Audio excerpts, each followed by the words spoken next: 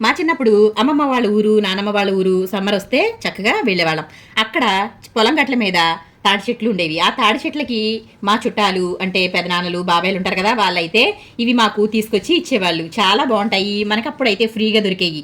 ఇప్పుడు మాత్రం ఇప్పుడు ఈ ముంజలు కొనుక్కోవాలంటే గనక సిటీల్లో వచ్చేసరికి ఇవి డజన్ రూ. 100 చెప్తున్నారండి. మరి అప్పుడు ఫ్రీగా దొరికేవి. ఇప్పుడు అయితే ఇవి రూ. 100 ఉన్నాయి. కానీ ఈ ముంజల వల్ల చాలా ఉపయోగాలు అయితే ఉంటాయి.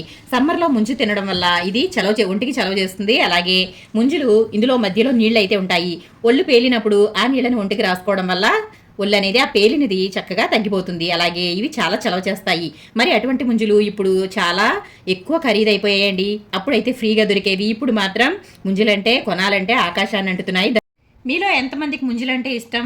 నాకైతే ముంజలంటే చాలా ఇష్టం. చిన్నప్పటి నుంచి బాగా అలవాటు నాకు ముంజు తినడం.